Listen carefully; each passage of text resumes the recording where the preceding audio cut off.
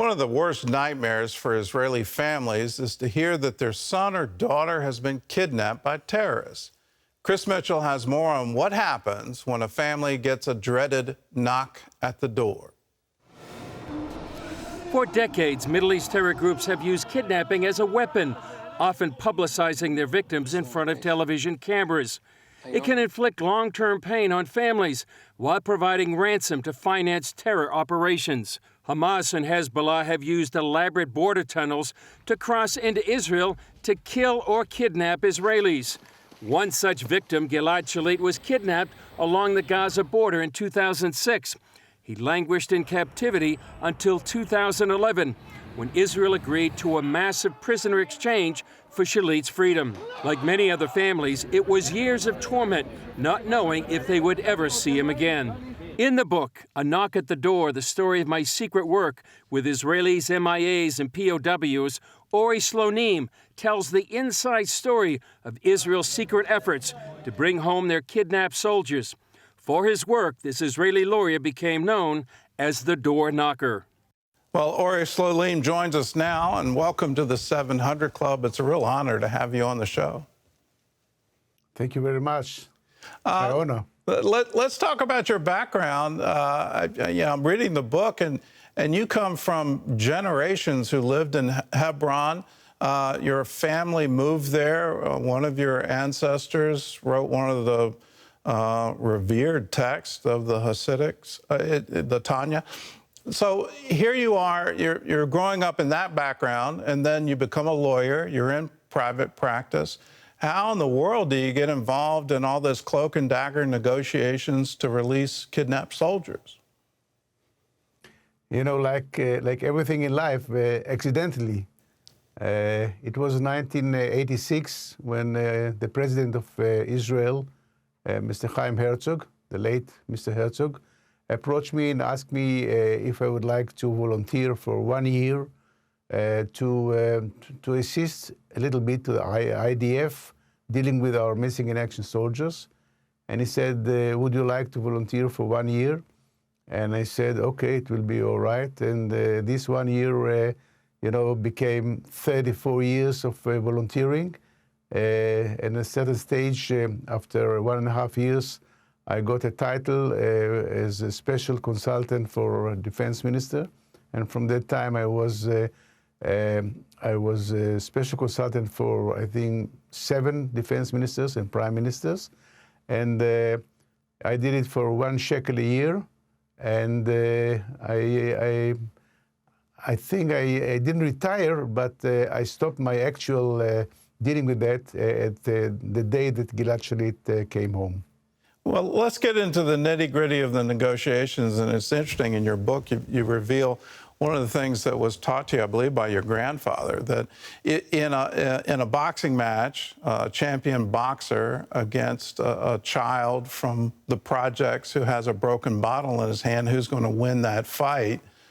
And you thought the boxer, but you were told, no, actually, the kid with the broken bottle is going to win every single time. How did that help you in negotiations with terrorists? You know, that's the formula for, I think, of our life nowadays, not only in Israel, I think it's worldwide. Most of the wars are not among countries or states, but among states and organizations. And, when you live in a democratic state or even not non-democratic, and you have to face an organization which is acting on other way of rules, and nothing is so organized like you as a state. So this battle is something which is very strange towards the old wars and the old conflicts which were among states. At the end of wars, there were exchange of prisoners of war with the treaties, with laws. And I believe that nowadays it's something very, very unstable. So the whole thing is something which we were not used to until, I believe, the 80s or the 90s. And, it's an unbalanced way of thinking. and unbalanced way of treating each other. Well, let's walk us through the specific case of Gilad Shalit.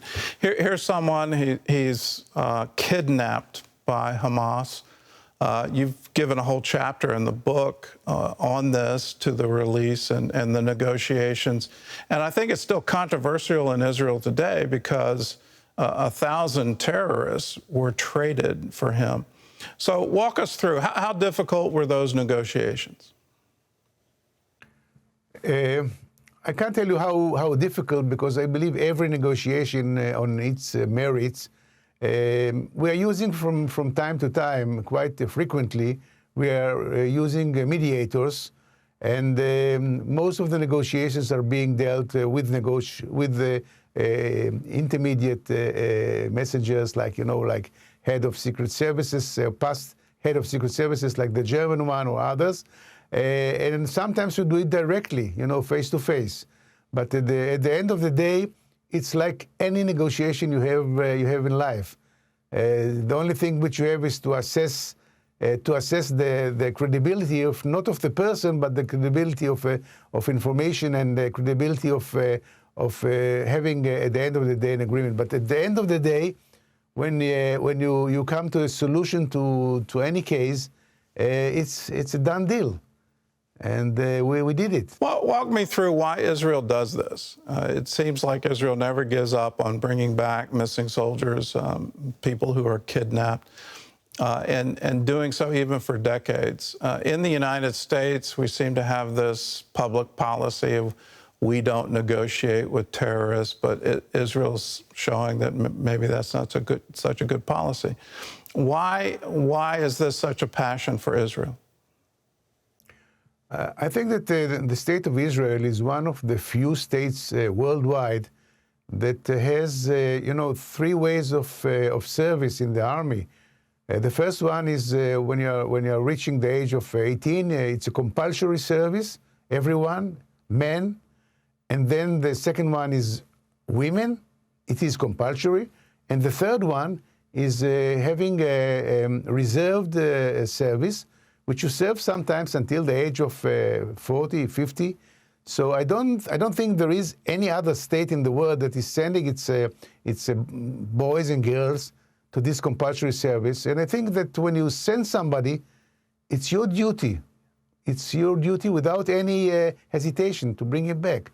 I thank you for the book, and I'll also underline, I'll thank you for one of the life lessons I've got from it. Don't wait until you retire to live your life. Work very hard in the morning, and then go take a swim, and then go enjoy your life.